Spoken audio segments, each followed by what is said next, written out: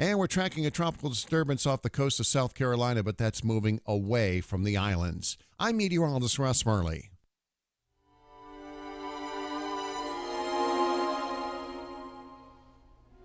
WTJX night.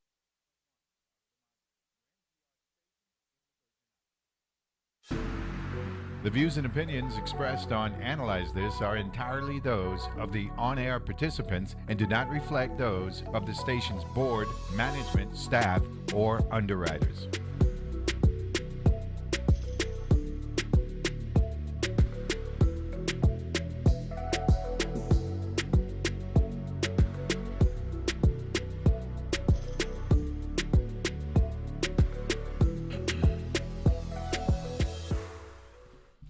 And good Friday morning, and welcome to another end of the week edition of Analyze This here on your NPR station, the U.S. Virgin Islands, WTJX FM, with yours truly, Neville James. It's a gorgeous day in paradise. It really is lovely outside. I don't really see the Sahara dust type of haze impacting us. All right, now we're going to call the weather service to find out what to expect for the weekend. But I do have the Energy Office Director in the studio, Mr. Kyle Fleming. This is the Power Hour. Normally it's the first Friday of the month, but someone wasn't here last Friday, so we're knocking it out this Friday morning. Mr. Chairman of the Governing Board, how are you? Morning, how are you? I'm doing okay today. How you doing? That's good. Well, voice gonna be heavy. Yeah. So, how the Energy Office? Energy Office is doing great. I think we coming into summer right now, definitely in I think a pretty momentous stride here of program launches, and we got a lot going on. Looking forward to talking through some of the more recent programs.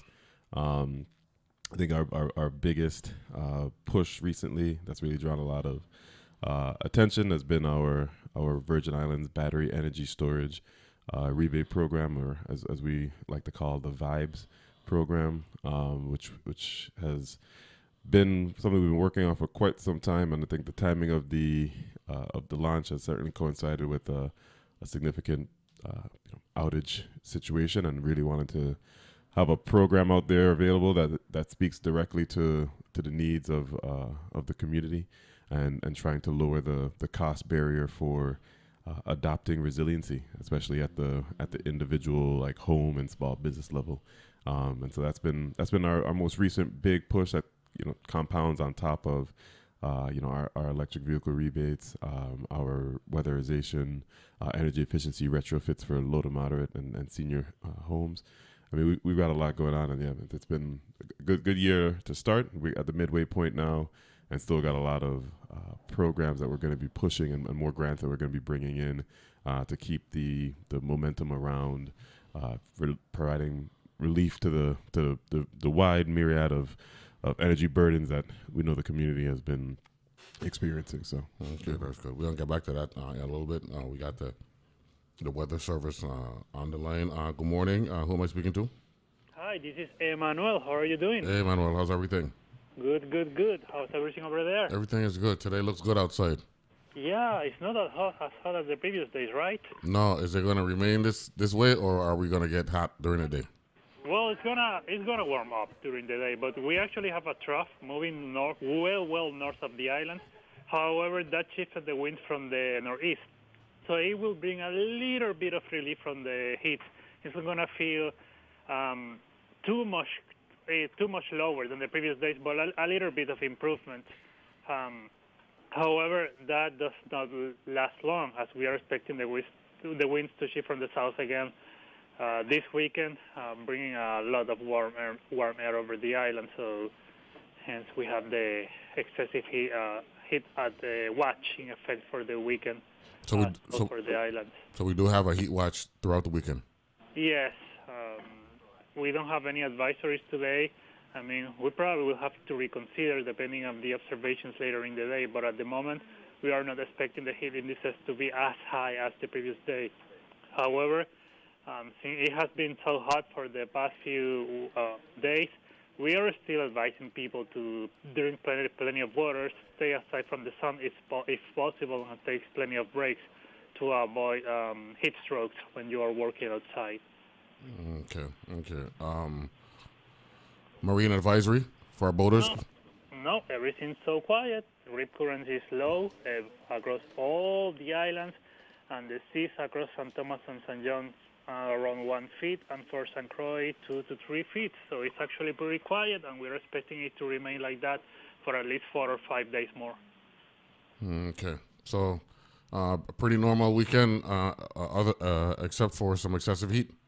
Yeah, aside from the heat, maybe some showers today, and then again early tomorrow, especially for St. Croix. But after that, it should be really quiet, so a lot of humidity and high temperatures to prevail. Well, it's summer, so that's what we should expect across our islands. Okay. All right. Well, thank you very much, Manuel, and enjoy the weekend, and we'll talk with you on Monday. You too. Have a good day. Okay. Thank you very much. That's Manuel from the Weather Service down there in San Juan, so pretty normal weekend. Director, there's heat advisories and the humidity that we've been dealing with here. Are you taking any notes in the energy office in terms of what you could use from a research perspective and provide some guidance for those who are in the business of wanting to genuinely pay attention to climate change? Yeah, I'd say we don't have a dedicated like climate change like observation kind of group. I think where we look at it from, it definitely plays into our like program design. One of the things we've done a lot of energy efficiency programs in the past for like incentives, and usually air conditioning hasn't been an eligible item. One, mainly because of the high cost of it would typically deplete whatever small amount of funds that we have. However, we're actually in the process of pursuing a $50 million grant from the DOE for incentives that include HVAC, which heat pump air conditionings, which is what the mini splits are that you see commonly across the territory. And that's going to be one of our first focuses on trying to bring what's a very clear need, and it's going to be a growing need in the community, is for comfortability to be achieved. Conditioning of spaces is becoming more and more of a requirement, and trying to identify low energy intensive ways and technologies that can provide that. We're fortunate to have some resources that are targeting exactly that type of deployment, because I think so. Again, we're looking at it through the lens of like it's very clearly justifying the need to expand the eligibility of the technology that we support and promote and incentivize. And I think it's very clear that if we're looking at relieving a lot of burdens across the territory, and this is definitely one that is. I mean, last year I remember how when it got when the heat jumped in May, and I was like, this is kind of early, and here we are again. I'd say it probably started jumping at the end of April this year. So we're seeing the consistency of this trend is definitely going to be feeding into the way we structure our programs to make sure that we're addressing the need. 'Cause, I mean, this gets to a point of there's not just a comfort level, but there's even just a true health concern given some of the temperatures and humidity that we've really been experiencing and becoming more the norm here. What we're dealing with here with these heat advisories in June, and last year we had that situation where schools were impacted, and that was in October. Yeah. So this is 4 months away from that. So looks like this could be a long period on an annual basis of what we're dealing with. Well, we actually had this past week I was in St. Thomas because we actually had a workshop with a lot of the cabinet members across the administration met in St. Thomas. We actually had a workshop with former President Dr. Laverne Laraxter, who they conducted. It was a national climate change assessment that was very specific to the USVI. It was part of like a larger nationwide study, but Dr. Raxer and our team were very instrumental in a focused assessment for the territory and making sure that, we oftentimes get lumped into these larger planning and study efforts, but they don't really speak to the nuance of. So Dr. Raxa doing what? They're working on they're working with the between the EPA and USDA. It's a national climate change assessment. Okay. So they're basically doing doing research, essentially, again, making sure that we're looking at climate change through the lens of the U.S. Virgin Islands, and they've been working with a number of grant writers as well as like. That's Zeno being them. I don't know if they were involved in this. They weren't at the workshop this week with the EPA team. We work with them on a whole host of other activities as well. But I think that the key kind of takeaway was the conversation. They wanted to make sure that the conversation about planning for climate change was apparent to all of the different policy leaders across and agency leaders across the Virgin Islands, because they're the same way we're talking about it now. In terms of our awareness of it, affecting our our day-to-days, they want to make sure that it's also incorporated into the planning, our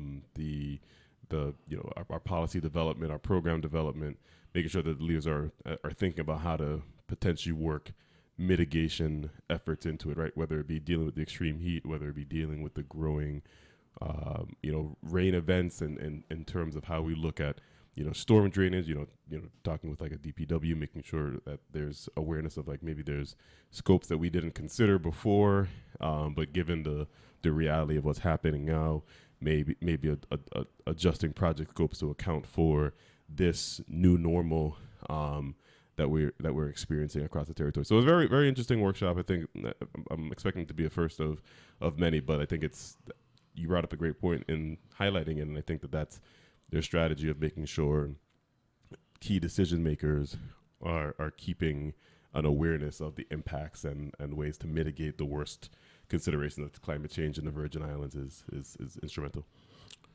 Wow, a lot of things going on. Yeah. That's good. Speaking of which, last week we heard an announcement the governor made.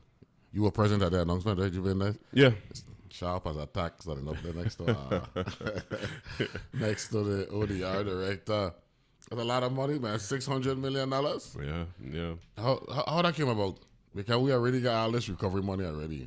What prompted this request for $600 million to address WAPA territory-wide infrastructurally, and we still got the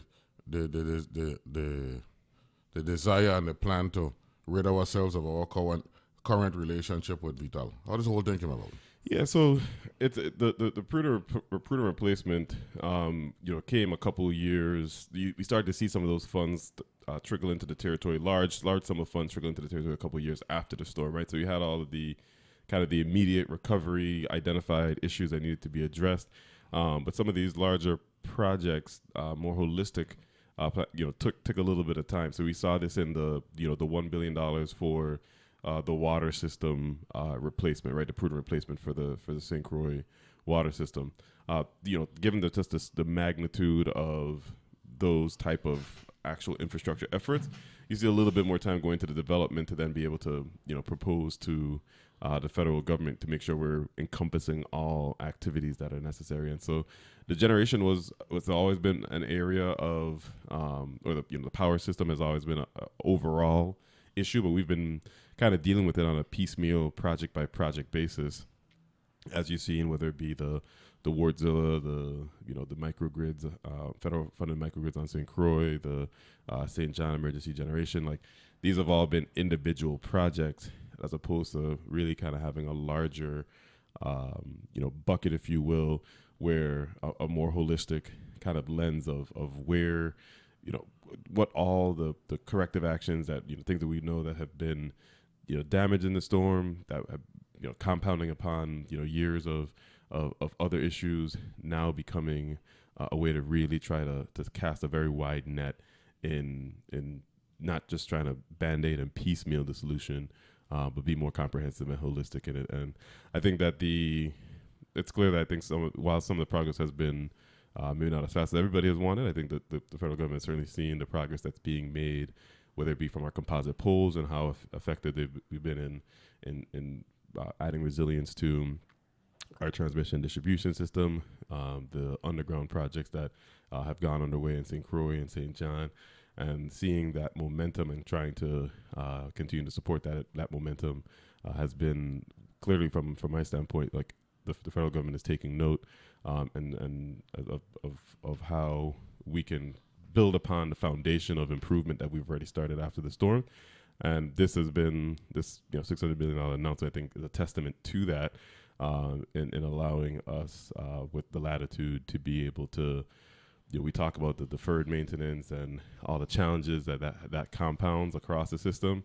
We talk about it's always been a case of like we can try to tweak, but the real thing is that we need to replace to really get to really level up in a sustainable way. And this is allowing us an opportunity to level up our power system in a way that. I got a question to ask you, man. This goes back almost 15 years. When we were dealing with this energy crisis, 2008, and then the leadership at WAPA had suggested that we look at a coca plant, potentially one in each jurisdiction.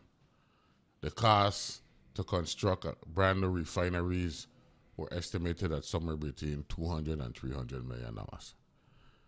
What our number is now? If we were to say we done with what we got infrastructurally, we want to go 100% brand new from ground up. We identify areas that fit the zoning requirements and what have you. What it cost me? Because we just hearing big numbers, but I think it's incumbent on the leadership to get the public to have a good feel for what we're talking about. Yeah, so I think that there's a couple of 15 years ago, it was $200 to $300 million. What a number be today? Oh, it's definitely going to be higher today, right? Like that's going to be the easy answer right there. In terms this $600 million represents what? A wide spectrum. So it's not just looking at generation. I mean, that's always going to be the crux of it, right? So the actual power plants are going to be the major component of it. But to give an example, the Wardzillas on St. Thomas right now, right? Those are 20 or 36 megawatts, and that project was initially scoped and executed at approximately like between $85 and $90 million. So for all 9 of them, or all 7 for phase 2, so that would have been the four 9 megawatts. The 4 9 megawatts. Yeah, so 36 megawatts. Yeah, that project cost is turning into about 85. Not turning into it was executed at about 85 to 90 megawatts. And so if you're kind of looking at it if you want to look at it on a per megawatt basis, right, that can give you at least some lens into what the scale typically would be. So if we're looking at St. Croix is for 40 megawatts of peak, but you have more megawatts. You have more than just your peak demand, so you're always gonna have some redundancy. So let's say you're playing in the 60 megawatt range. If you really were looking at trying to completely, carte blanche that with all the associated infrastructure that comes with that, I mean, we're probably looking at a, $150, $200 million project to cover the entire, to basically just clean slate for St. Croix. We're going to take a break, and I'll note that, pick up the conversation right there. We got a power hour here. We're looking at construction costs for power facilities here in the territory. Be back right after this.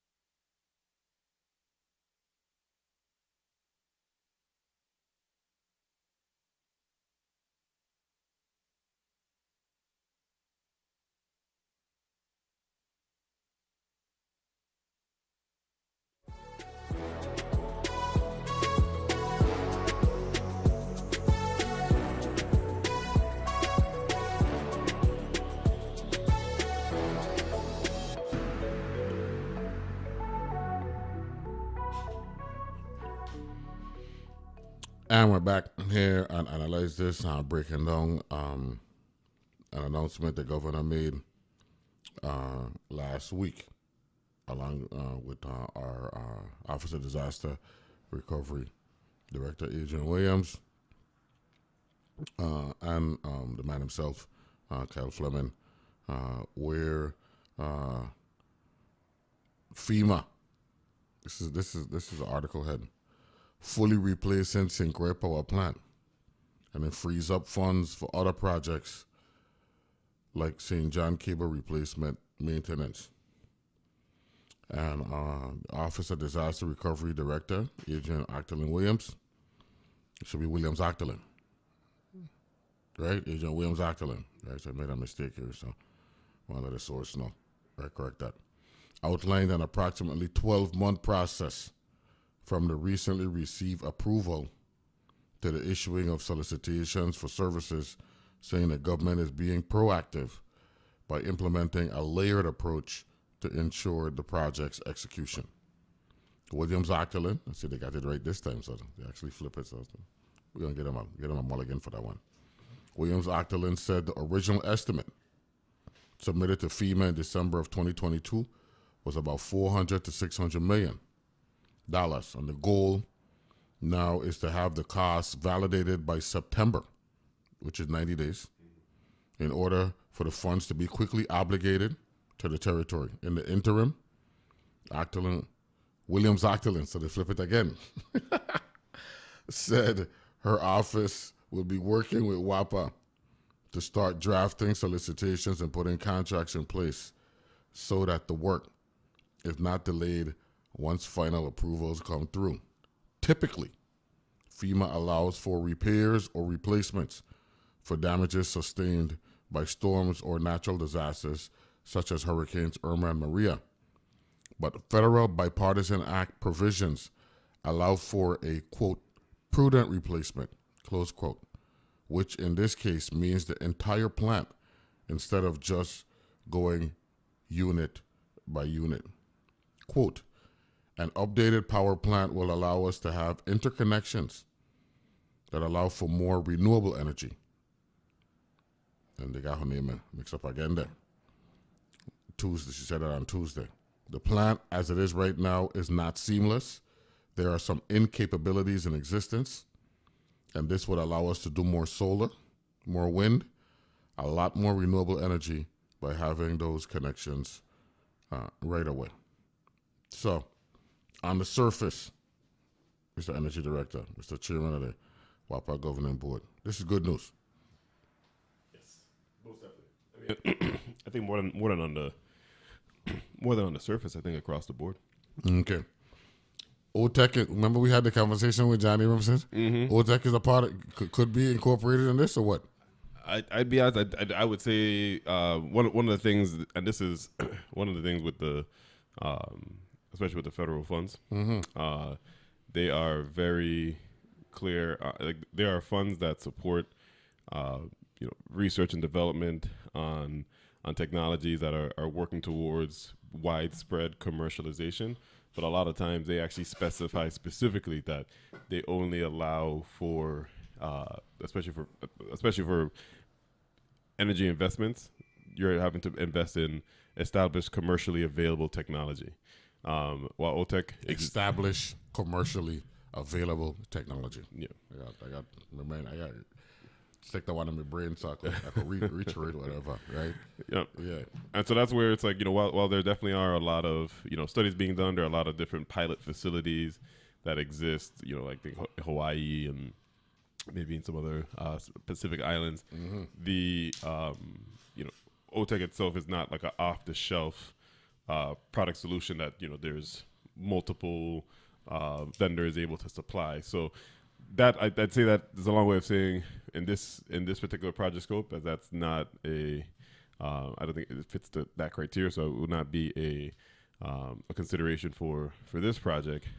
Again, but where we kind of talk about the value here is that by having such a large investment in this particular area, it does allow for other resources that can allow for more flexible or more innovative or kind of next level research to Yeah, assess but what is out there. if I don't want to give up on that just because we did the requisite research back in the day.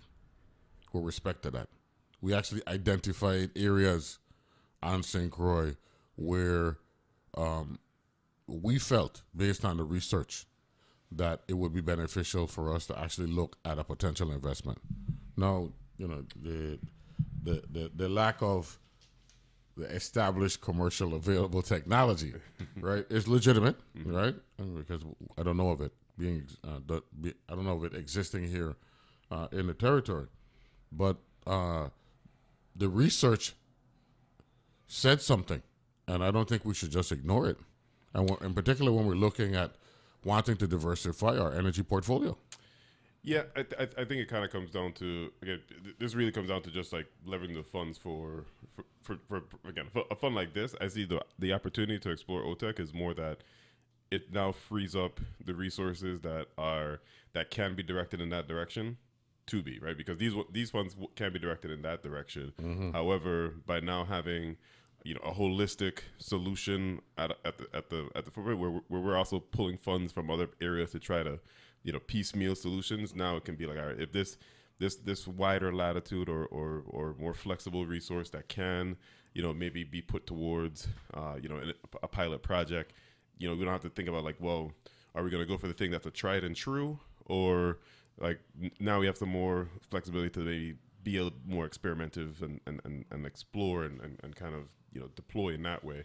So I think that's where I look at it. Is these particular funds wouldn't support it, but having these funds make it easier to leverage other resources that would otherwise may have been constrained because of like the limited opportunity otherwise. Okay, well, along those lines, it says stabilizing St. Croix's portion of transmission and distribution grid also means that more funding is freed up for other projects, such as replacing cables running underground, overhead, and undersea to and from St. John, which was hit by outages Tuesday night and Wednesday,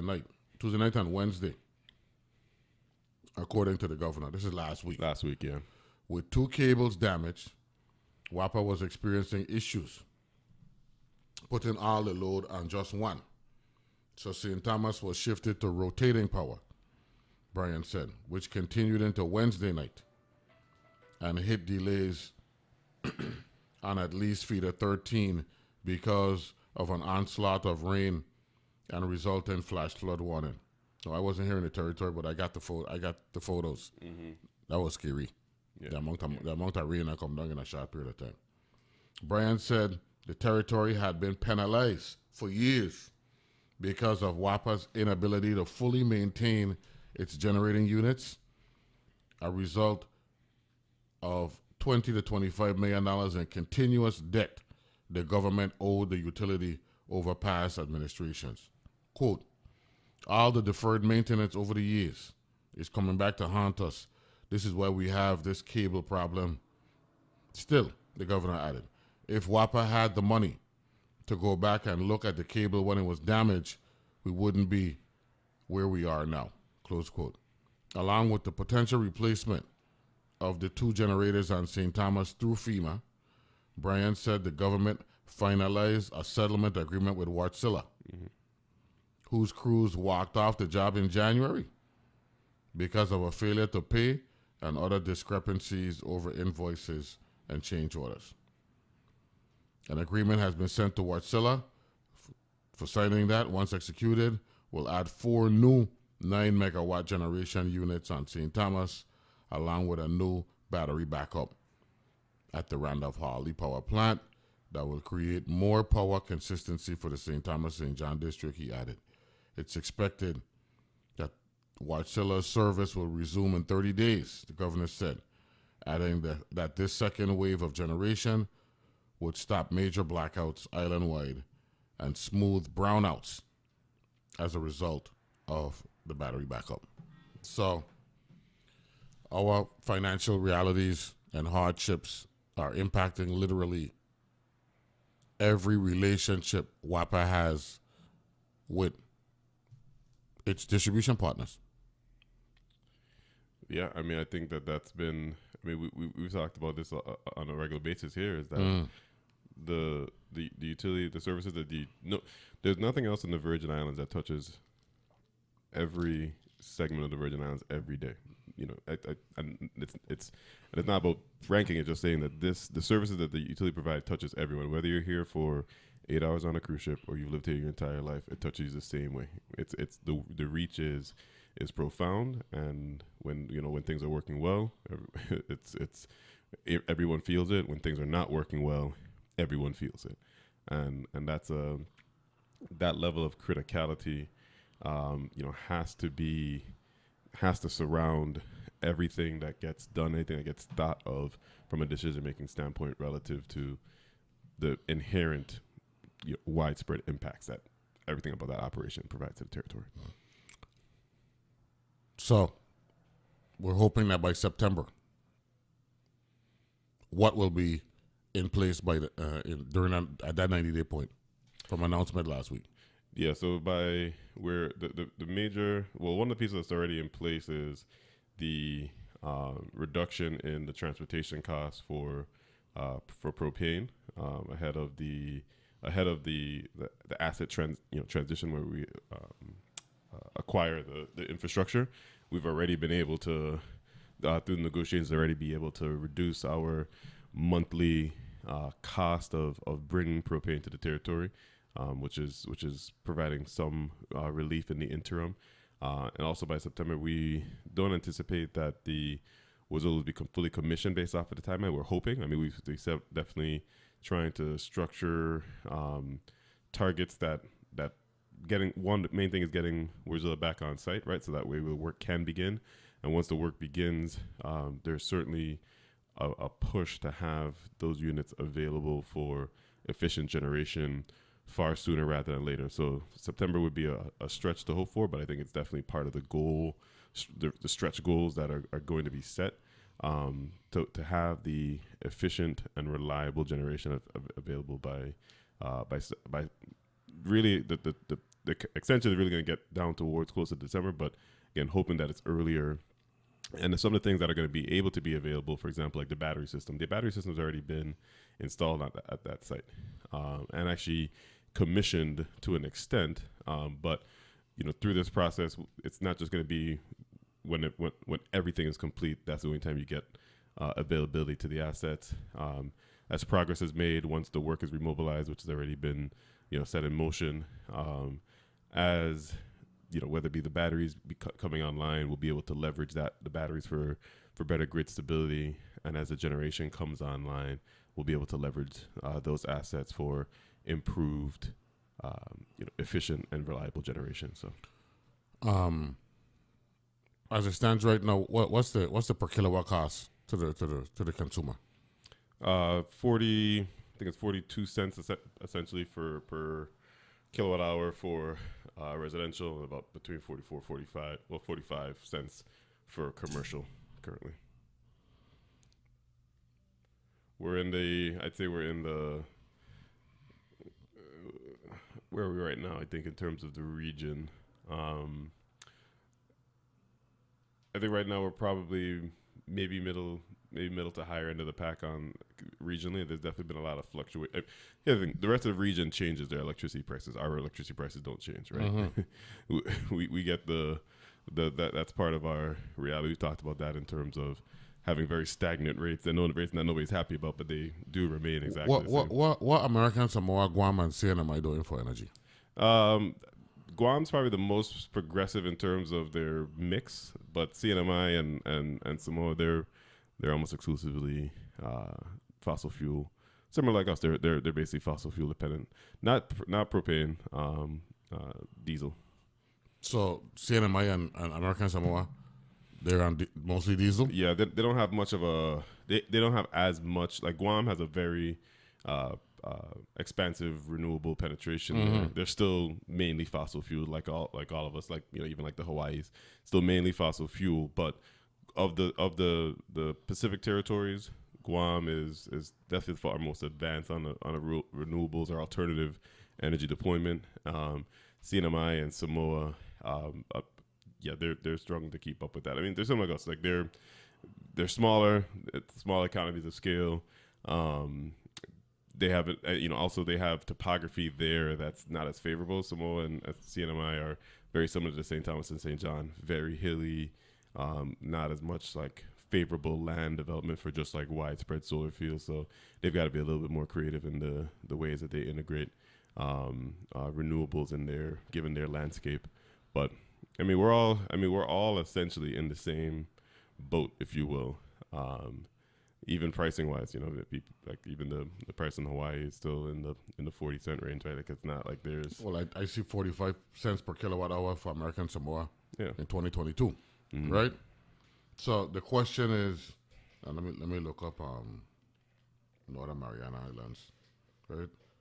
Why not the Department of Energy step in on behalf of these insular possessions, given our unique situations?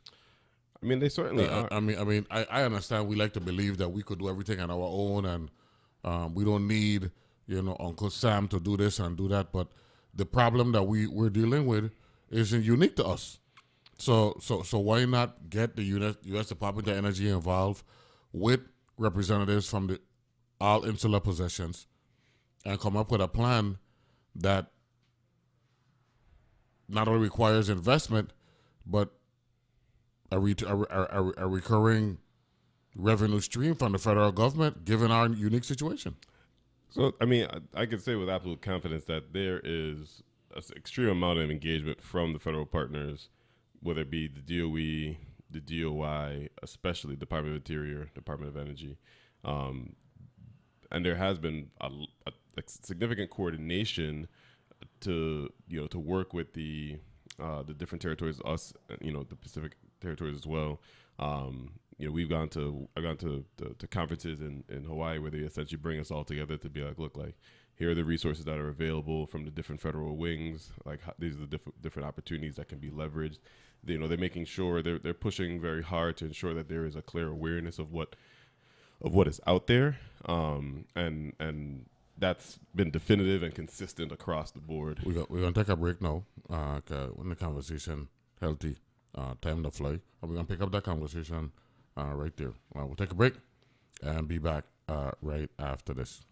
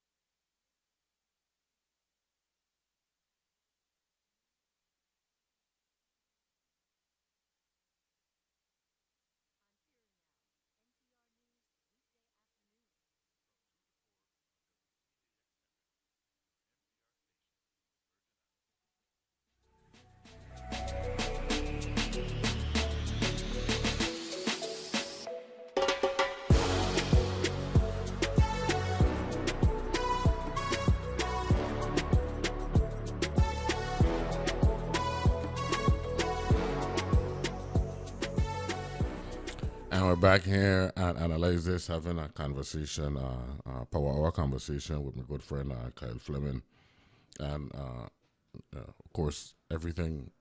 I'll make sure I say this the right way.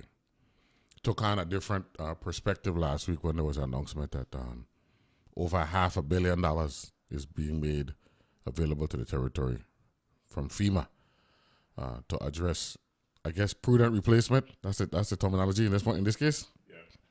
Prudent replacement for our distribution, power distribution here in the Virgin Islands. So the U.S. Energy Information Administration, right? .gov, right? And that's the sites that I went on. That tells us about 45 cents per kilowatt hour for American Samoa. And then I just sent you for CNMI, right? But they had major fluctuation, right? I want the public to listen to this, right? And I'm reading the Northern Mariana Islands Territory Energy Profile. It says electricity customers in CNMI pay a fuel surcharge that varies with the price of diesel fuel, which you mentioned earlier, right? So we want the public to know the fuel surcharge that you pay here in the Virgin Islands is not created to kill Virgin Islanders. This is across the board. Yep. Mr. Energy Office Director, Chairman of the WAPA Governing Board, right? Yeah, so these are things that I think that I really should be letting the public know that, not that it's some consolation, but we let you know that we ain't doing nothing, novel, right? To undermine your pocketbook, right? It said in May of 2020, now keep in mind this is COVID now, right? The fuel charge was as low as 8 cents per kilowatt hour, which made sense because activity had dwindled, right? And business just wasn't what it was.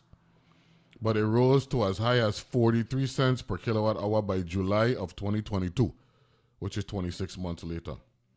In February 24, which is 20 months later, no, July to February, which is 24 months, 19 months later, CNMI's fuel charge was about 25 cents per kilowatt hour, right? The CNMI Office of Planning and Development has received proposals for several large solar energy projects in recent years.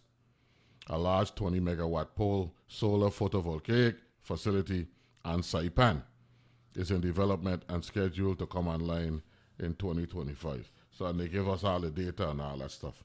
Now, let me see, the Virgin Islands got a profile like this on this particular page? They should. Virgin Islands, we're going to find out now. Right. Yeah, the Energy Information Administration, or they do profiles and they update them. Look like monthly, fairly regularly. Yeah. We sometimes get. I mean, it's kind of part of what even happens with, again, you talked about it. You asked about it earlier, and I was like, there is a continued effort and support from the federal partners in the territories, whether it be directly through the DOE or through, the technical labs such as the National Renewable Energy Laboratory, which helps in making sure that the routine data is available and feeds into these type of reports. Okay, our profile there. All right. Well, let me send it to you as well, so you can see it. But it's actually presented a little differently from the other two, right? And they go, I guess they're using WAPA information, right? Information made to them. They got changes to 1960 to 2020 conversion factor and all that. 1960 happens to be when WAPA actually came into existence, right? So that's interesting. Let me see if I can find. Let me see if they got Guam energy profile as well, right? Guam energy profile. And see if the EIA has that spread out as well. Yeah, man. It is a good thing, though. I mean, I think one of the key areas, and it's actually something that I know we've struggled with, across the territory, really, is the value of data to be able to inform decision making, and I think that's these reports highlight how this how high quality data can help in painting a picture of the situation, and then Correct. also give you an idea of like where the strengths and where those weak points are as well. I certainly have dreams of a much more data rich energy system here in the territory. I'm sure I'll probably have to find some grants to make that happen here pretty soon. But it does go a long way in terms of being able to get sound decision making that has lasting impacts. And I think this is the EIA, the way that they're able to stay updated. I think it's helpful for both us here locally and then others outside to also kind of get a grasp of what it is that's happening, what drives some of the high cost, the low reliability issues that we experience. Like there is unfortunately a method to the madness that some of these reports highlight.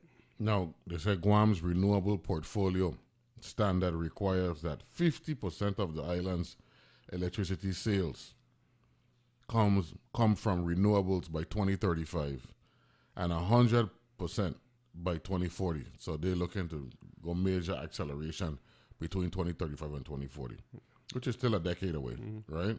Said Guam's utility plans to procure 180 megawatts of new renewable generating capacity by 2027. That's significant, right? Remember with Guam too. One of the things that's important to think about with Guam. No, they got military presence there, that drives so much in terms of. Well, we're gonna break that down for the audience now, right? They're saying 2022, the commercial sector accounted for 36% of Guam's electricity use. The residential sector accounted for 32%. So that's 68%. That's about 2/3, right? They said the military, the U.S. military, for 20%, and Guam's government for 12%. I like the way they break this down, by the way, right? Just to let us know what's going on. But you use that term there, data rich. That's my thing. You know what I mean? If we could get into a commitment and a willingness, right, to want to be data rich, that solves a lot of our problems. So much. Yo, now, ain't like everybody ain't like me that love data. You know what I'm saying? But the reality is, it makes things so much easier if you know what your consumption is. What your revenue capacity is, which is critical. In particular, when we got 3 entities here on the Virgin Islands that ain't paying nothing. You know what I'm saying? Our hospitals, they haven't paid an energy bill for over a decade, man. I mean, I'm not blaming them, but that's just the reality of the deal. Yeah, I mean, I think that's it's interesting. It's interesting. I'll say it's interesting one more time. Because I mean, the thing is like those things play so heavily into our reality, and making sure that everyone kind of appreciates some of the true challenges that exist. And again, it's not just about calling out one. There's a lot of challenges that exist, but 100%. If what was it? What was Guam's government contribution percentage? It said it was 12%.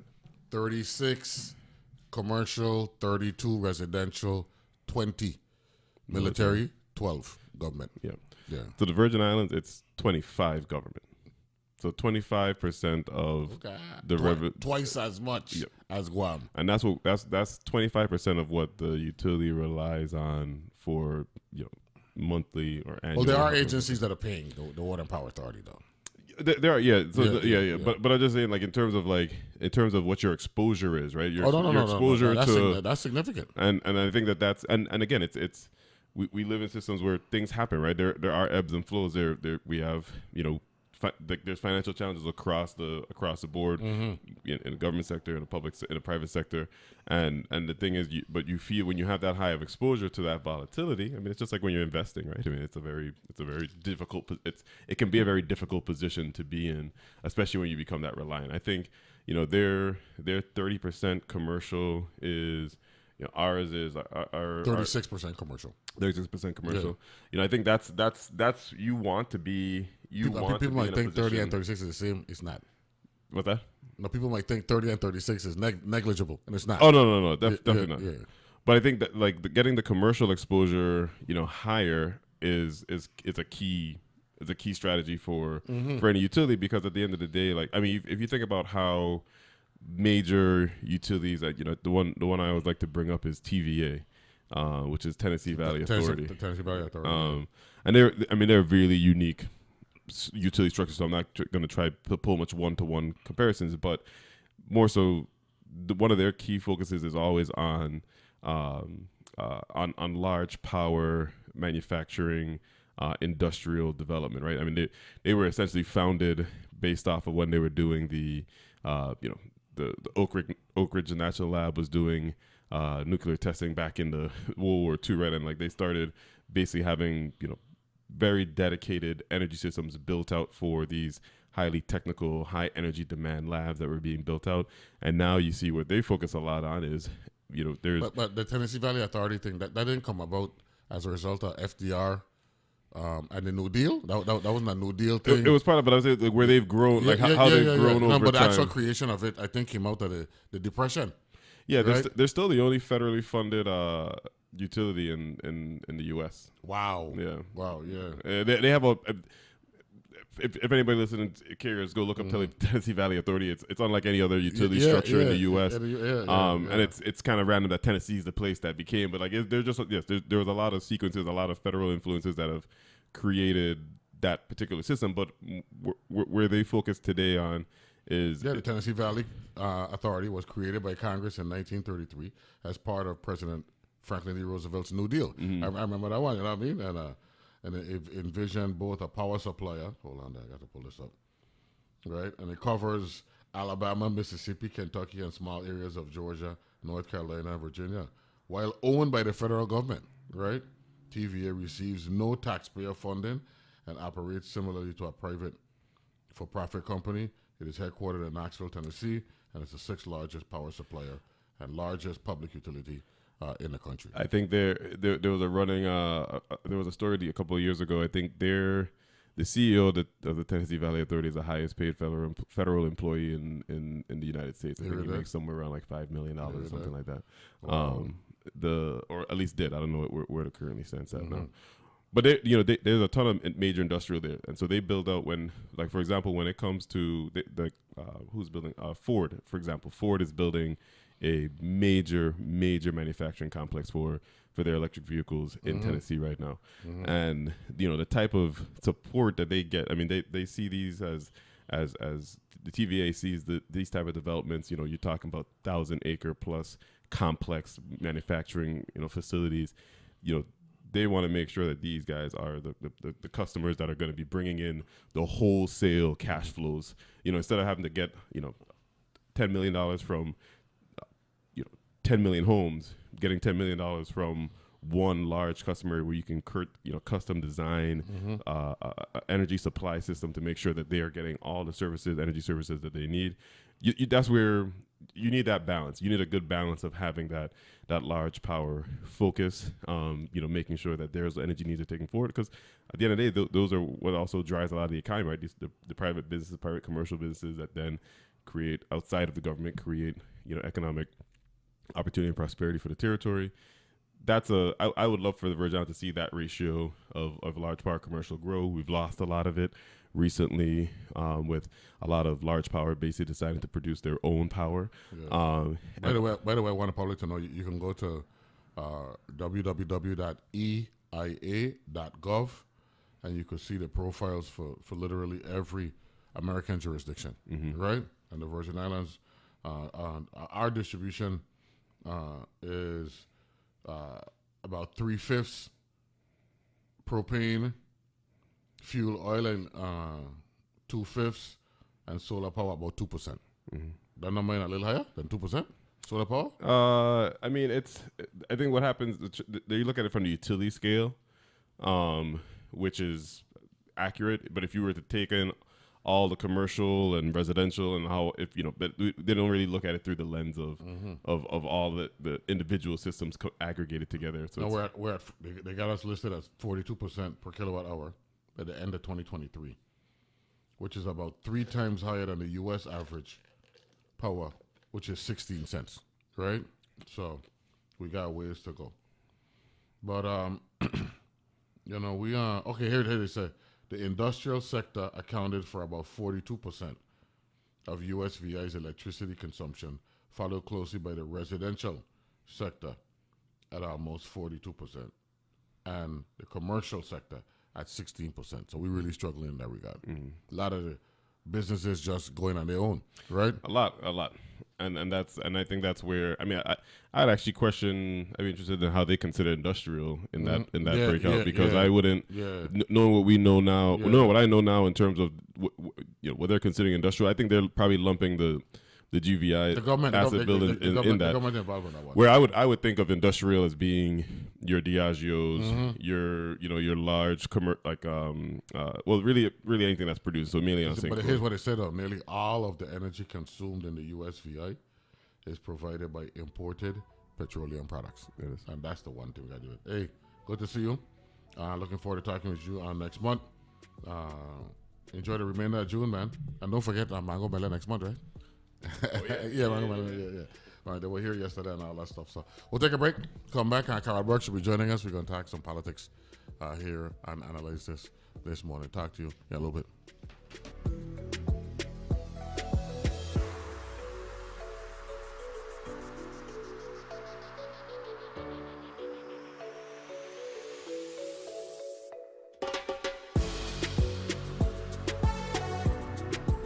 The views and opinions expressed on Analyze This are entirely those of the on-air participants and do not reflect those of the station's board, management, staff, or underwriters.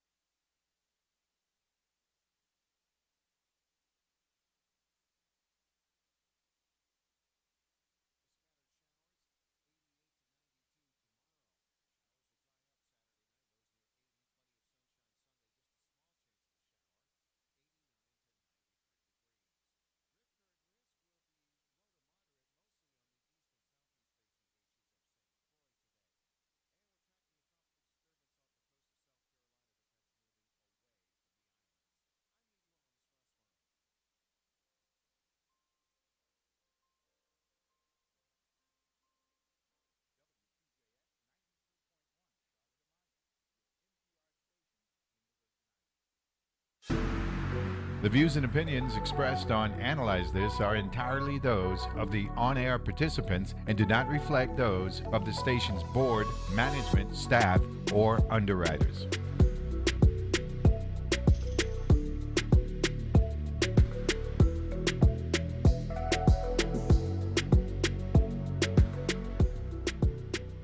And we're back here on Analyze This. I want to thank Mr. Kyle Fleming for joining us for our Power Hour for June.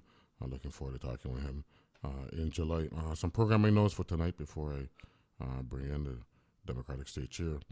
The PBS News Hour from 7 to 8, the Washington Week with the Atlantic from 8 to 8:30. Then In Conversation with AARP-VI from 8:30 to 9. And then, as I mentioned yesterday, we got a 3-hour edition of great performances at the Met, right? A new production, one of opera's most enduring works, Carmen, right? And I'm going to run from 9 to midnight. Okay, so we got the News Hour at 7, Washington Week with the Atlantic at 8, a half-hour deal in conversation with AARPVI, another half-hour deal until 9, and then great performances at the Met. Carmen tonight takes us from 9 o'clock until midnight. Former Senator Carol Burke, Democratic State Chair. What's up, man? Vice State Chair. Vice Stedman Hodges. You probably saw my name Stedman. somewhere. Yeah. Stedman's the State Chair? Yeah. Stedman Hodges, you're I'm the the Vice Chair. vice, yeah. There we go. So how you been? Good. Welcome to Analyze This, For man. the first. Thank you so much. Thank in you person, so much. in person. Yes, You called in the past, and we're good. So let's talk VI politics first before we talk Democratic Party politics, if that's okay with you. That's fine. But first of all, let me brag a little bit. You graduated from St. Dunstan's Episcopal School? Check. You graduated from University of Miami? Check. That's what I'm talking about. You know what I'm saying? So we got something in common. Yes, we got a lot in common. My mother was a nurse, your father was a doctor. Yeah, that's, you know what I'm Yes, we saying? got a lot in Yeah, common. it goes on and on. So I want the public to know that Carol Burke and I have a lot in common. Both of us love horse racing. Maybe God. you a little more than me. Intravenous. Yes. What year you graduate? Man of God, man. 73, 2, whatever it No, is. 5. Uh, Next year gonna be 50. Next year will be 50. That was that class was the Diane Carnegie class, or Yeah. Diane Carnegie, right? Diane Carnegie, Janicia Starr. That whole class. You right? are a little boy. Yeah, You were a little boy. Wet behind the Yes, ears, yes. literally. Yes. But those were But the we good- made but those were- our class was. I think we shaped a lot of what St. Dunstan's ultimately transitioned to, Mm-hmm. a strong presence of locals. yeah. No, really, honestly, I really. When I think got so. there, we were like maybe 2/3 Caucasian, a third local. And by the time I left, it had flipped. That's right. It happened That's real right. quickly. But Judge Young and his chair and them, Gar and Guy Yes, them, and yes. the Newmans, right? Yes, The Silverlights, the right? Silverlights. Yeah, It goes man. back and back. The Kramers, Yeah. the Kramers, Nelchuk that's started right, there. yeah. A lot. Newkirks, the And the Newkirk, Newkirks, yeah. yeah. So But it was about a church thing too for a lot of them. You know what I'm saying? absolutely, Yeah, absolutely. yeah. So You know, because we were a church we had school. the Anduzes. Yeah. I mean, it really transitioned where, and I could tell you because I remember when I first went, right? I used to talk my Crucian, Brad. So I was told by the then principal, oh, you can't be talking now. Really? man. My By the time we had done all the other, Yeah, Yankee. they My no, mother- they were talking Crucian. That's what I can create. But Yeah, they were coming to us and we were going to meet them. Yes, Right, yes. right. But But we brought St. Dunstan's School. Like I have to say this level. A lot of the graduates from St. Dunstan's, the Tim Duncans, and down and up, are well educated. yeah, man. But I was just going to speak to that, right? It was arguably the #1 college preparatory school, even though it was one of the smaller schools, Yes. right? Because we were one class per grade, right? I had Unlike 15 in my yeah, 12th grade yeah, class. we were 20. We were 20 deep. Unlike Country Days and Good Hopes, which I don't really like to compare. I think we're better off being compared with St. Joseph. St. Joseph, right? But St. Joseph they were just a high school though, right? Right. But they had feeders with St. Mary's and St. Patrick's, right? Absolutely. Our thing was kindergarten all the way One up. campus. Yeah. Yeah. So that was good.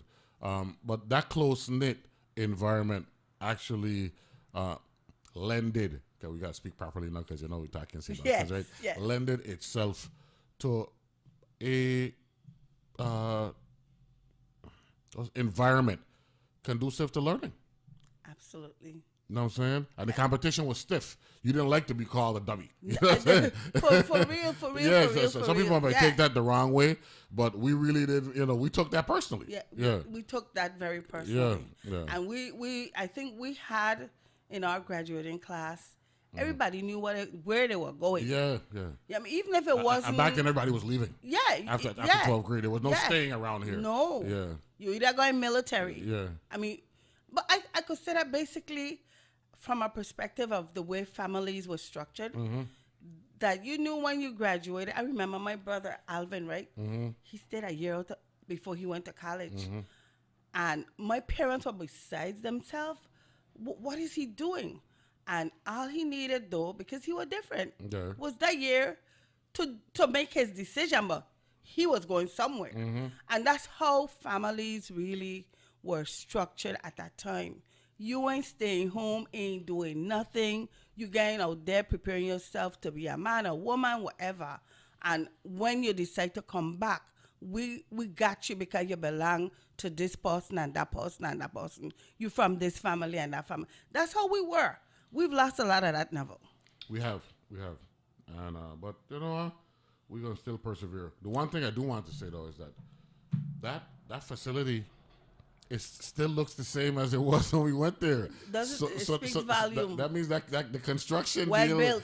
yeah, Back in the, but all the way back in the 60s, 60s, yeah, right? man, yeah. It was well built. Yeah, from we then. gotta give credit to them. Yes, I mean, absolutely. it's square and rectangular buildings, but there's still something about the construction that allow for it to withstand all the elements over the years. And no Montessori is there, and we wish them well and all that stuff. Now let's talk VI politics before we get to what the Democratic. We've already had our Democratic Party caucus. Yes, I was the coordinator. You were the coordinator for that, Yeah. and that was when. That was last Saturday. That was last Saturday. It was on 2 islands. Yeah. We were supposed to have it on St. John, but unfortunately, It the was power not outage. It was a caucus. Yeah, it was Right? a caucus. It was a caucus. Yeah, and we Okay. had the elections in the caucus. In the caucus, 2 okay. elections. Okay, good. It was two. Yeah. Okay, good. So let's go back. Why is the Democratic Party that much more dominant than it was 50 years ago, 40 years ago, when you had the other parties, the ICM party as our local standard bearer, the Republican Party, the other part of the two-party system that the folks know of. What has happened that those other parties don't have the kind of presence and influence that, and this is from a Democratic Party perspective, I want you to look at it, because some look at it outside in. This is inside out that I'm asking you. Why do you think that's the case? Neville, in my humble opinion, Yeah, it's just an opinion, the yeah. Virgin Islands Democratic Party have withstood the test of time. But that's I mean, that speaks for itself. Yeah. And so, like the dynamics in any organization, as it changed and evolved over time, we adapted to that change, and so the structure of the party remained because we had a strong affiliation to the national party, but yet we had discipline within the party to make sure that even if it was just a little essence that were left of the party, with all the testing it's been through, that there was enough, just like the phoenix, to keep it alive for the next year and the next year and the next year. Now, in our 54 years of electing governors, because it started in 70, the first 54, the first 30% of that, thereabouts, were non-Democrats, right? Which was interesting because the Democratic, the percentage of registered voters has always been more Democratic than any other party. So it's interesting that for the first 16 years, we didn't have a Democratic elected governor until Governor Farley. Alexander Farley was elected along with Derek Hatch in 1986. However, since then, it's been real dominant, right? We've had, let me see, 86 to 20, 38 years. And we've had Turnbull. 30 years of Democratic governance, so to speak, right? Yes. Outside of 4 years for Schneider and 4 years for MAP. Right? So clearly the Democratic establishment definitely withstood the test of time, because here we are in 54, and we're seeing people who, and this is not just for the gubernatorial race, people who ran as independents are now accepting the fact that it's easier for them to be elected running as a Democrat. And we keep seeing it over and over again. However, the truth of the matter is, I know personally, for where I've stood and I've been in the party, participating from within, for over 30 years, and I prefer the competition. I prefer the competition for so many varying reasons, especially because in an organization you're able to see with competition, you're able to see your flaws easier, and you're able to remediate those flaws, more intensely. And you don't know how good you are Exactly. if you don't have competition. Competition. Yeah, it's like a horse racing axiom, right? That my father taught me a long time ago. He said the easiest way to move a horse up in class, up in performance, is to drop them down in class. Drop them down in class. You check what I'm saying? Yes. So the same thing applies here, right? Absolutely. Where the Democratic Party is so numerically dominant as it relates to voter registration, as it relates to representation in the legislature. Look, we've gone let me see, we could go back 22 years where you've had a majority of Democratic senators elected, not necessarily forming a majority caucus, which we have some instances where that didn't happen. Yes. But as it stands right now, it's hard to beat, man. Hard to be because, listen, another thing is this. Our structure is Tip O'Neill's, our politics is local. We got clubs that tie into communities so that they're able to bring the issues that are prevalent to them to the districts, and it goes up into the territorial committee. And we use that mechanism. It's not always working to the best of our interest, but we use it nonetheless. And so with structure is discipline. Even the discipline has to be worked on, because the way the law is written, anybody could run How they want. Yeah. Right. So anybody, you're in win as an independent, you could decide, let me run as a Democrat, but you're not checked at the door. Right. So that's a challenge now that the party dealing with. We need to find, for instance, when I did this caucus recently, any Democrat could have ran. But this is the thing. In your statement of candidacy, there's a part that you have to sign a pledge. You got to pledge to and you got to pledge yourself to one of the candidates on the top of the ticket for the presidential election. So those delegate candidates had to pledge to Joe Biden, or Marianne Williamson, or uncommitted. And the other guy dropped out. Yeah, Dean Phillips. Yes, yeah, he dropped out. Yeah. Right? But uncommitted is a pledge too. Yeah. But so that we know. But it didn't stop there, Neville. You know where it went? Once you say you pledge to Joe Biden campaign gonna do their due diligence on you, and they could approve or reject you. Wow. That's how serious that was. Yeah. And and I know for a fact that they did do their due diligence because I was in communication with the campaign. But nonetheless, I said that to say, we here locally have to do a similar thing, and we have been instituting the pledge to the party, but we have to fine tune the pledge, because that's where the discipline comes in. We don't want when the party, and people that say, oh, the party is a brand, okay? It has value. Oh, without a doubt. It has value. Yeah.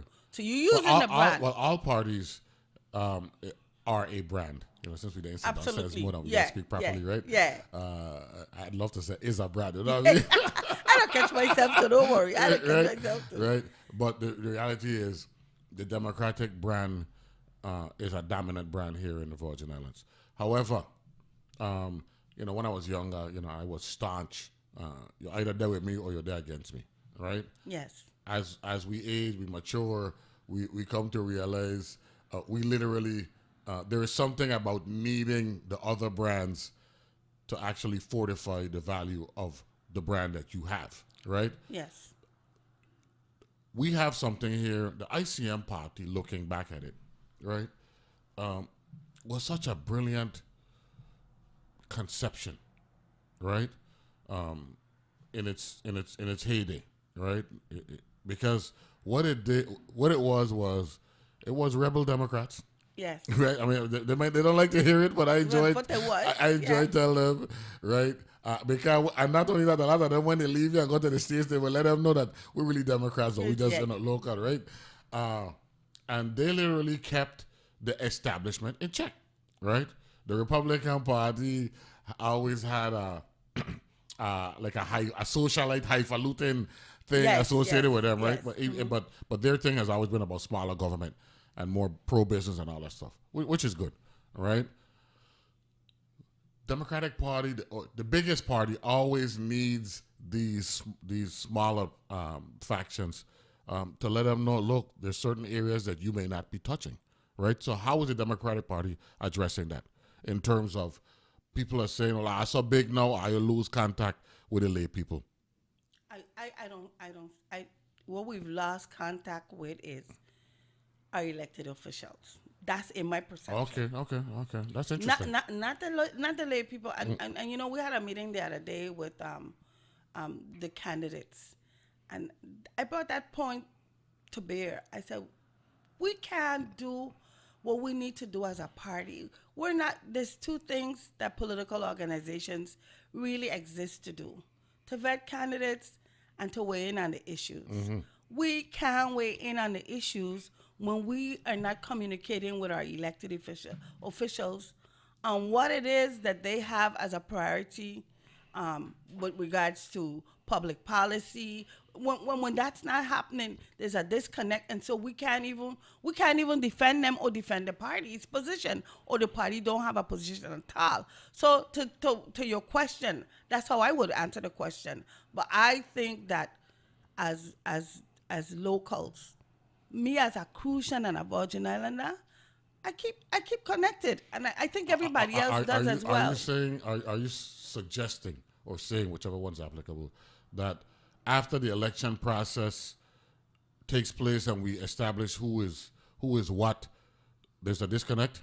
Yes, and I could tell you, and I would venture to say that has really been pervasive in the past 10 years. That the discipline that I alluded to before, The lack thereof, you mean? yes, Yeah.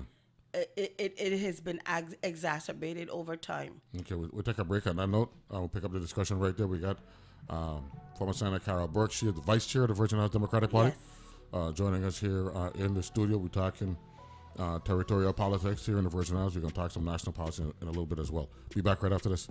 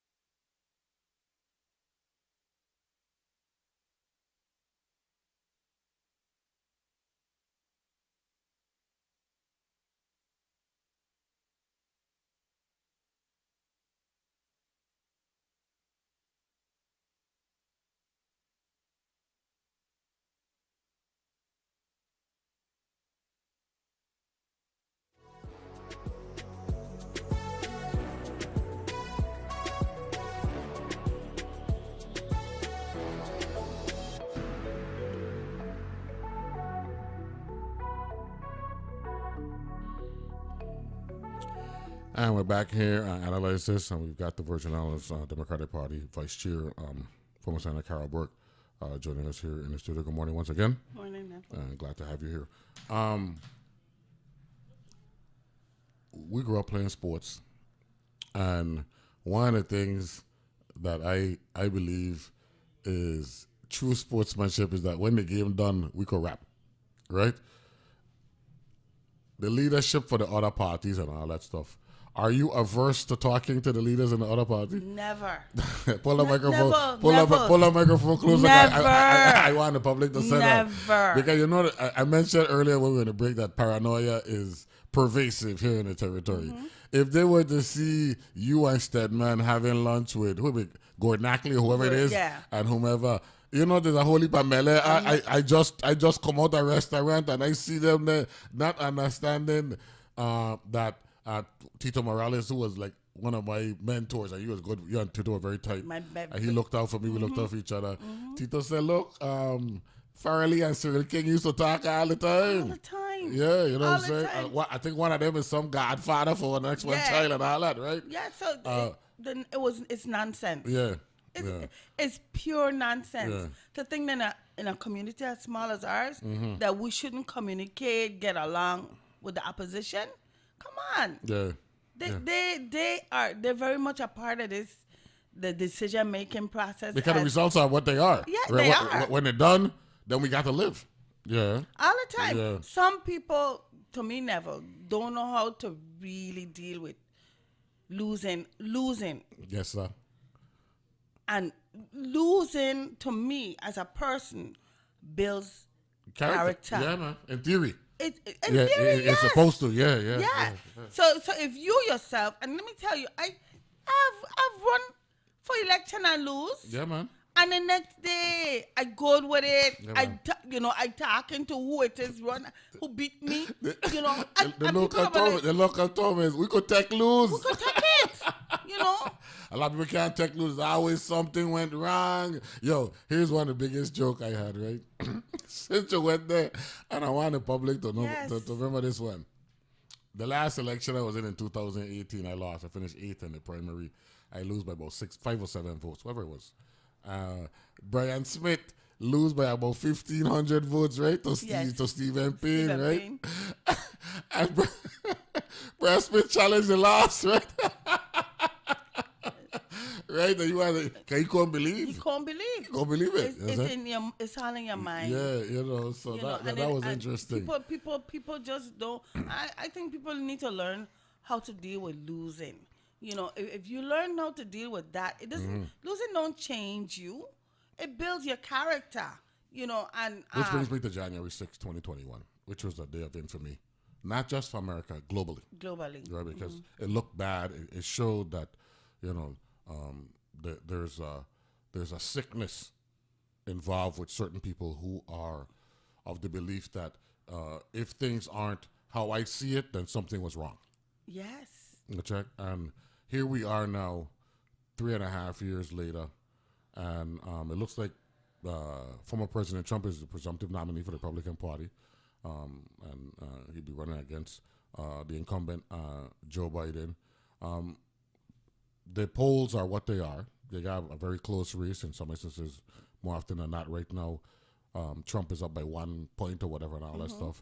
However, and this is where I want to go, in these special elections, the Democrats aren't just winning, they're winning, I think the number was 25 out of 31 special elections But, yeah. early this year. And in the instances like I think Tuesday night, there was a special election in Ohio. Ohio. And even though the Democrat lost, they overperformed in a district where Trump won by 30 points. The person that the Democrat lost by 9 points. These are significant moves in a Democrat direction. How big is Roe v. Wade as it relates to national politics? Oh my gosh. You know, for the Democrats, and Yeah. I see it because I pay attention to the messaging from the National Party as well as the convention and planning for it. It's big. It's very big. It is. I would say at least 20% Wow. of the messaging that coming out and then continue to come out till November. The Democratic convention this year is where? It's in Chicago. It's in Chicago. August. Yeah, Okay, August. Yeah. And it's 1 month after the Republican convention Yes, in the Milwaukee. Republican is next. That's this yeah. next month, right? I want to say this, Neville. You know, we hear, and we just have to speak to it because I want to put to bed once and for all this matter of whether or not the taxpayers' money should go to pay for party elections. You know, the Congress helps to pay for these conventions. Of course. Not 2 Of cents course. either. No, sir. $75 million Yeah, man, yeah, goes man. to each party. Yeah. And it behooves the government to want to support elections. Me personally, I agree, because you can't have it both ways, right? One of the arguments you heard over the years is I don't got these these smoke-filled back room decisions, and we know what's going on, and we want it to be more inclusive. And then when you do that, well, then I'm wasting the government money. But here the other piece. The other piece for me is this. Pound for pound, arguably, parties, and in particular with the Virgin Islands politics, parties support election systems. It is our raw data, our empirical data that helps them to determine whether they're going left or right. The characteristics of voters, where we have more voting going on versus the demographics, everything. Our party, this Democratic Party, has helped to build the election system to where it is today. So why would you, as a politician, I get your angle. No, yeah. You're right. I mean, Yeah. I'm being you because that's your kind of thing. Yeah, no, but You not know, only but that. This goes back 60 years, though, because what you're talking about is you had the donkey Democrats Yes. who were looking as if they were behaving as if it was an exclusive club. There you go. Right? And the Earl B. Atleys of the world who was saying, wait a minute, what's going on here?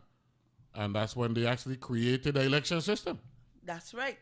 And the donkey The Democrats. Vaughn Hodges of the world and all that stuff, yeah. But all of that, Yeah. they used to listen, that same Tito Morales you talked about, my dad, and I have tell me serious stories about manipulating the votes, Yeah, man. ballot access or barriers to ballot access. I mean, it's a lot, and that's how the election system evolved. So why would you create an election system and then not want to have government involvement? Exactly. Yeah. I mean, more and more states are supporting primaries. The primaries are being held Open or closed? open or closed. Yeah.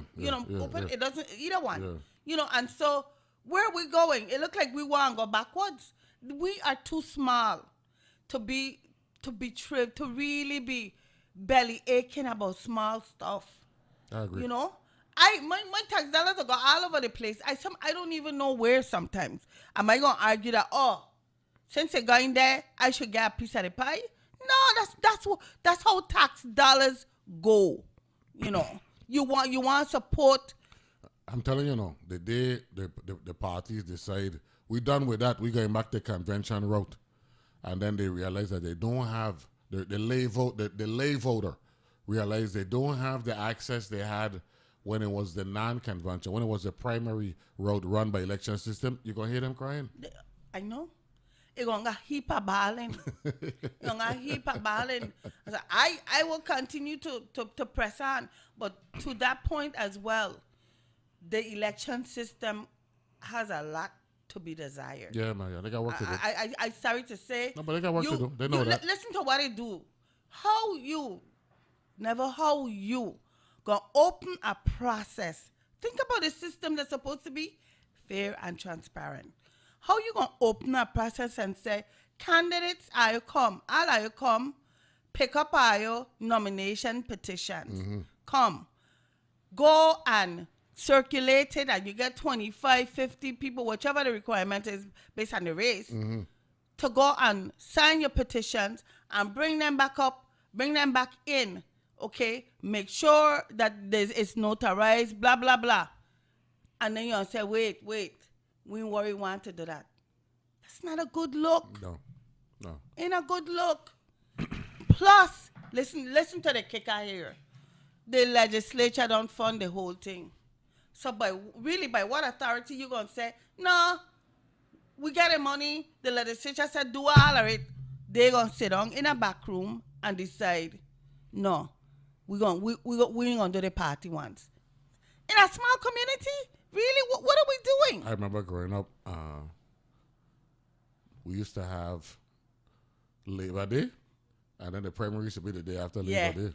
So we had 2 holidays back to back. Of course, that changed in '96 when we had Hurricane Hortense came through here, forced us to move the primary to a Saturday, and it's been there ever since, right? But I think sometimes we are, as a people, our own worst enemy, right? Because we complicate things that don't need to be complicated. You know, so sometimes we need to look at simplifying things, and sometimes there's just too much over-analysis. You know, I'm big on analysis and big on data, but when it comes to voting, you really need to just focus on making it as fair and as transparent as it could be. That's it.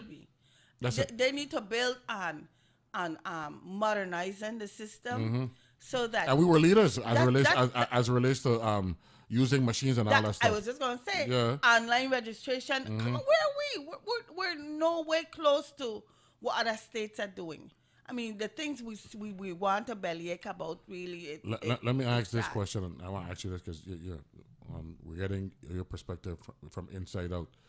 With all of the discontent with the Republican and Democratic Party, the two-party dominance on the mainland, why aren't more people registering with the other parties, the Libertarian, the Green parties, and all that stuff?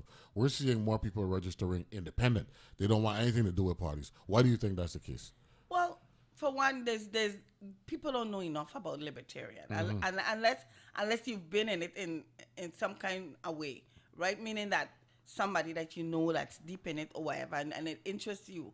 People like mainstream politics. And they want to gravitate to one or the other, and if not, the option of being independent or to remain aligned with the Democrats, but still vote independently. I heard a lot of that, especially when I go to the States, about people and they're hesitant to vote with Democrats. That's what they say, and a lot of it is a personal choice because of the personal situation. Too many credit card debts, and they don't feel that they attribute it all to Democratic policies, and they don't feel that enough is being done for ordinary people by the parties, either which way. The Democratic Party missed the boat in terms of educating the voting populace as to what to expect coming out of the pandemic.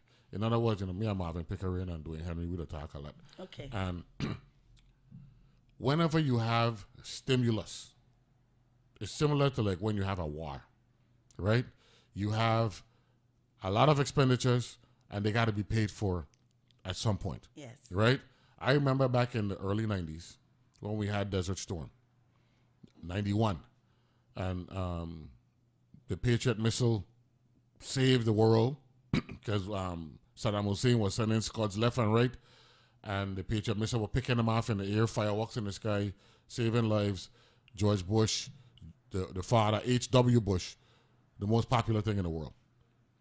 A year later, when you had to pay now for the war in 1991, his approval ratings plummeted. Same thing with COVID. You got all this stimulus money because you want money people hand because they ain't walking, all that stuff. You got to pay for it, and you had an election that year, so you're paying for it in 2021, 2022, 2023. Cost of commodities going up.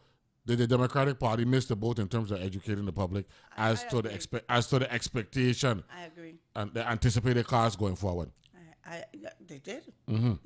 They missed that opportunity, and when you fail to keep your hand on the pulse of the people, those are the kinds of opportunity you will continue. Because the Democratic Party game and Biden game blame for everything. Everything. Right? And that comes to being, that's inherently a part of the Yes. political process. Yes. But in this case, that stimulus money, that want a little bit of money, you know? It's I know. trillions we talking about, the stimulus money. Trillions. You know what I'm saying? But even to the infrastructure money, And it staved off a recession, though. So that's why the education component is critical. and we missed it. We really missed it. Mm-hmm. Critical component, absolutely. I was gonna say about the local politics too. With regards to even our own party and what we see now, St. Thomas versus St. John. Mm-hmm. I mean St. Thomas versus St. Croix. I look at the numbers. In the primary, St. Thomas ain't gonna have a primary, you know. Not only that, man. What happened with the Constitutional Convention and the fact that they couldn't even get 8 people in total Yes, for that St. Thomas too. and It St. played- John. it played out there That's too. a bad reflection on St. Thomas and St. Yes. John, man. In Well- particular for a political, bastion like what St. Thomas St. is. Thomas, Like yes. you can't get the minimum required from that district. Something is up, man. It's glaring. It's Yeah, very yeah, glaring. man. And I don't know what to attribute it to. And you got more St. Julians. Somewhere Of the it's 7 either- total and out of St. Thomas and St. John, 4 is from St. John. 4 are from St. John. Yeah. That's the. I mean, when you look at that, basically they're saying status quo. status quo. Yeah, status quo. But where is the engagement and where is the discourse beyond the radio talk shows and the personal complaints? Where is the voice of the people Something missing. collectively? There's a disconnect here, and we got to identify it, because it can't just be a Neville James analyze this every morning and whoever it is. It can't be just radio. Remember, it used to be a radio dominant thing Yes. back in the day, but now in this But, social media, but even on the radio scene, it's changed. yeah, no, yeah, It's changed and it's more yeah. We're gonna take a informative. It's more just we're gonna take a break, and I know that we're gonna talk about what we're looking forward for parties to provide where politics is concerned, and the educational component, which is very, very important. We got Cara Burke, Vice Chair of the Democratic Party, joining us here and analyze this. We'll be back right after this.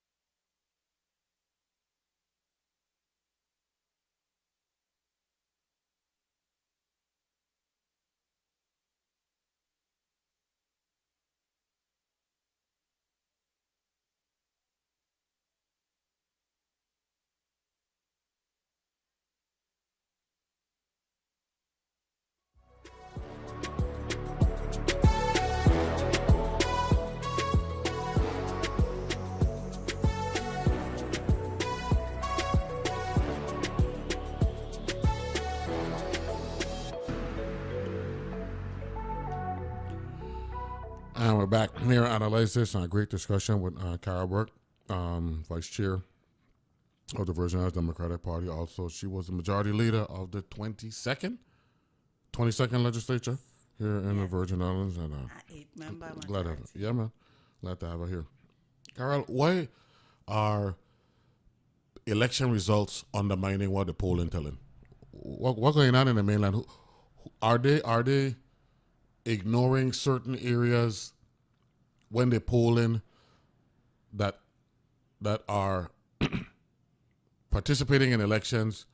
Like when I look at these polls, it looks like they're not including the urban areas, and then when the urban areas weigh in, they send in the polling what could be a 4-point lead Skewed. for one candidate turned out to be a 4-point loss after the election. And yeah, you're correct. That's a good way to really read it because Get closer to the microphone it's there. Yeah. the areas There we that go. the areas that they're polling, and I don't know if that's by design. Yeah, that's the question now. Is this intentional? To keep the focus level at a high level. For example, the presidential elections are primarily about 7 swing states, right? Anywhere from 5 to 7, right? We know of the 3 that Trump won that they didn't expect him to win, which was Wisconsin, Michigan, and Pennsylvania. Now we also have Nevada, Arizona, Georgia, and even North Carolina. North Carolina actually came into play because we got a lot of people migrating from those northern states and moving to Charlotte and all that Right. stuff, and Raleigh and all that. When I look at the results from the last 2 presidential elections in the big cities, right? For example, when you look at a state like Michigan, you're looking at Detroit. When you look at Wisconsin, you're looking at Milwaukee.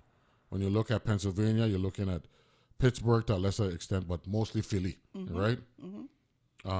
Georgia, Atlanta, Arizona, Phoenix, Nevada, Las Vegas.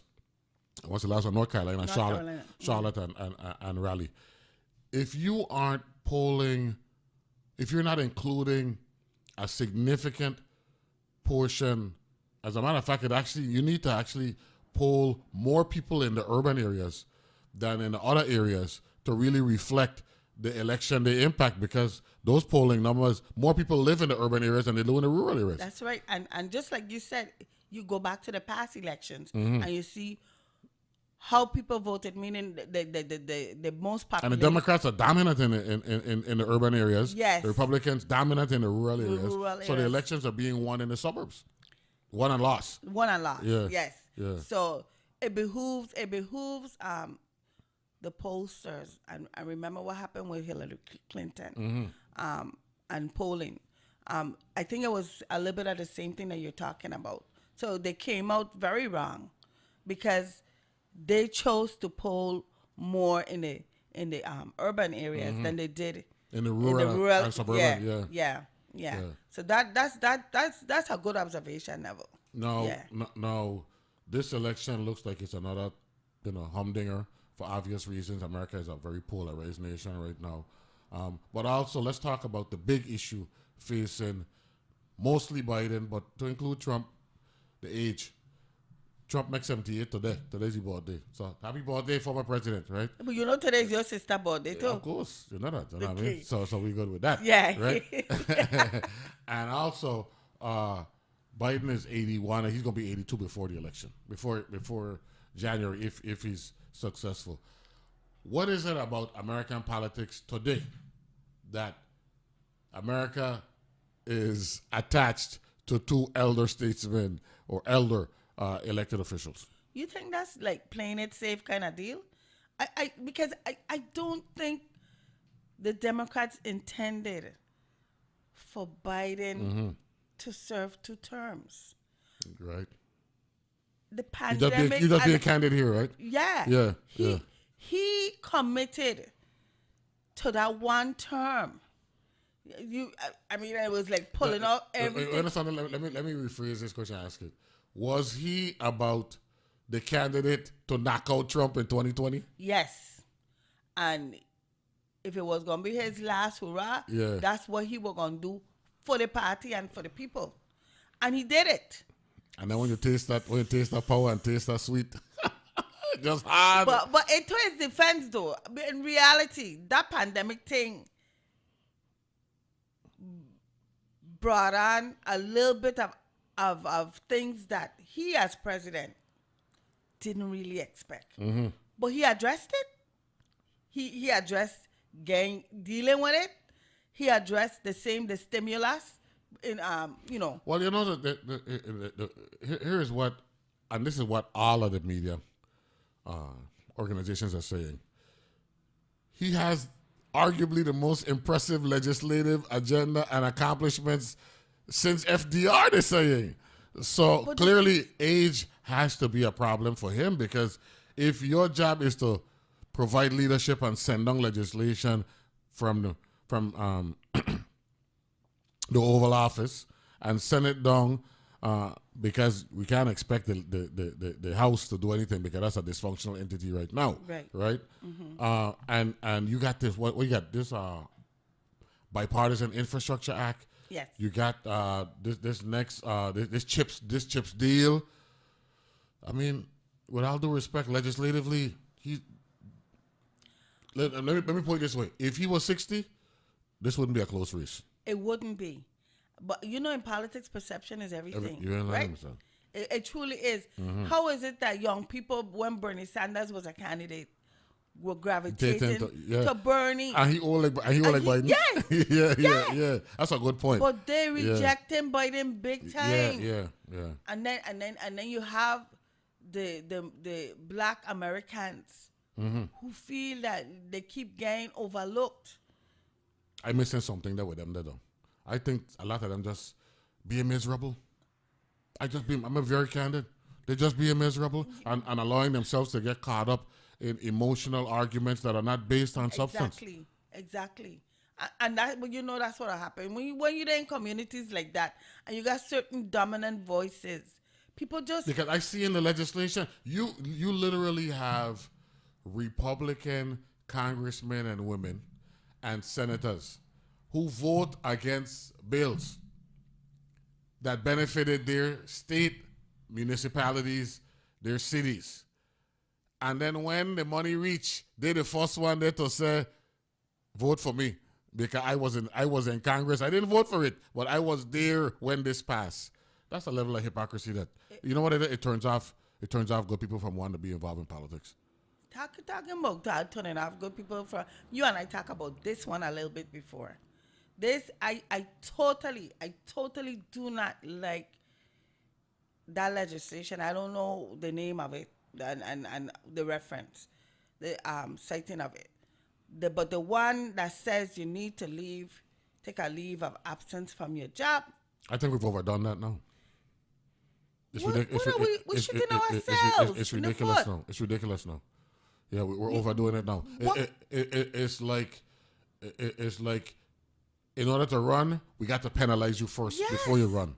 Yes. We're overdoing it but now. Not only that, it's such a deterrent that the quality of candidates. You're asking people to give up 6 months of income, of bread and butter. That's crazy. To consider being an elected official just because they're a public servant. And let me send out a message to my good friend Maurice James, your sister. I know she has an amendment. She just need to don't even try to fix that. Just get rid of it. Or we got to do something. Yeah. Because as it stands right now, and it looks like as we go forward, we're doing more things and making even more confusion. You just talk about over-regulating, yeah, analyzing. It is madness. No, we got bigger stuff to deal with. Yeah, man. Never. Yeah, you and I just talk about the crap up people that came out from nonsense. And we had a lot of crap up people that come out from public schools, from all the others. St. Croix and the Virgin Islands have done well, in educating its people. We're cutting off our nose to spite our face. I mean, that's draconian stuff. We need to do better. We need to encourage, and even the Democratic Party, we need to do better at recruiting and using a process to get people engaged politically. One of my better shows that I had my very first year here, Analyze This, I had John Canegata on representing the Republican Party, and Cecil I remember that was show. on, and that was just a good, that was Yeah. a good what's the Side name by of, side. what was the name of the show? Crossfire type Yeah, thing, yeah, right? yeah. And I'm big on that, So I let the public know, right? ICM Party, Republican Party, don't hesitate to reach out because we don't want the public to think that we're biased in any way, even though the Democratic, the numerical dominance in the Virgin Islands is what it is. Leadership for the Republican Party, the ICM Party, feel free to reach out because we want your perspective. It's all inclusive here. We have a Green Party here in the territory? Not that I'm aware. We used to, at We one used point, to right? At one time. Yeah, we used to. So Yeah. if you have a political party, reach out to us so that we could get your perspective here because this show is 100% inclusive. As it relates to politics and making the Virgin Islands better, Carol, what do we want from our politicians and our political parties to get us to that end? Neville, our political parties, politicians, elected officials. Because at the end of the day, we got to live here. That's right. Regardless of your political Speaking affiliation. directly to the quality of life. Yeah, correct. Okay. And I trust the people's judgment, and we know when things don't feel right.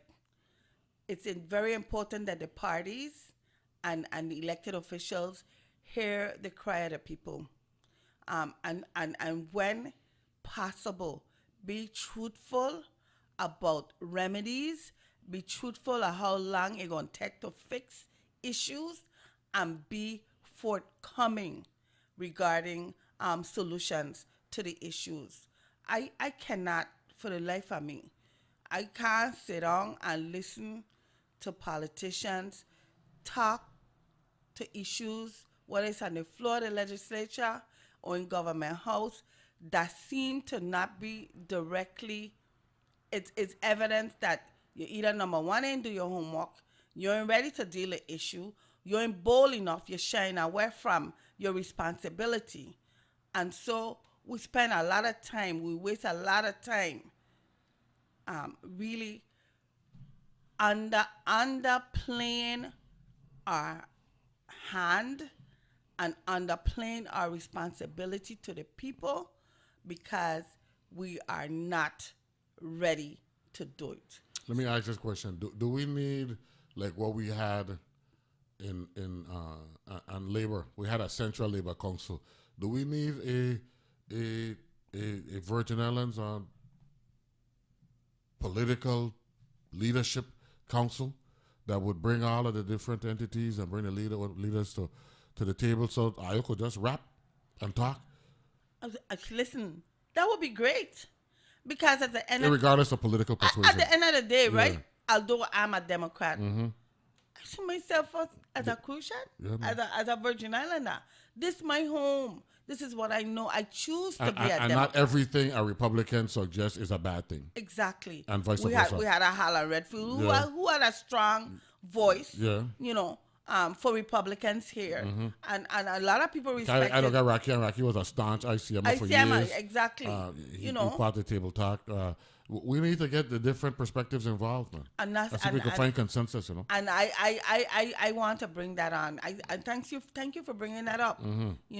Because if we're gonna talk about, you know what actually forces us or forces me and yourself and others to look at it from this perspective. There were times when we were staunch Democrats and got railroaded. Yeah. You would think that. So we would learn. So we've learned over the years that all that staunchness ain't get you. It don't get you nothing. It don't. That's why I tell you I like the competition. I welcome it, and it really makes individuals and units better, more effective. Okay, with regards to not just the policies, public policies, but overall to the needs of the community. Point blank. Now, not ICM party. We need an ICM party to get back up, man, because Well, we need that local entity to keep the two big umbrellas. You know what annoys me though with that is that not with that per se. Stop digging at the Democratic Party man, and you can't even get on your foot. Yeah, man. You know, stop digging at the party, the Democratic Stop Party. finger pointing. Yes. Do things to make you attractive. Yeah. Get your party back together. We would love that. The Democratic Party, the ICM party, and the Republic, a solid ICM party and Republican party could only make for a better Virgin Islands. Not Democratic Party only. It makes for a better Virgin Islands because their perspectives will be respected more. Neville, how is it that we're a smaller community? Because we lost about 20,000. Yes, sir. Right? And we do have a lot of money here. We got money. Yeah, we just got to allocate it better and make sure we spend it good. Don't be a stranger. Look, I'm going to set up that discussion for all three of the leaderships. That'd be great. And maybe next time you're doing, maybe I will because I am running. Yeah? For the state chair. Right? Oh, state chair. Oh, no, yeah. We got a problem with that. We're good with that. We're good with that. Yeah. We'll get them in. But I will welcome that discussion. Thank you very much for being here today. Good conversation. We'll do it time. again. You got it. We'll take a break until Monday. See you then. Enjoy the weekend. Bye-bye.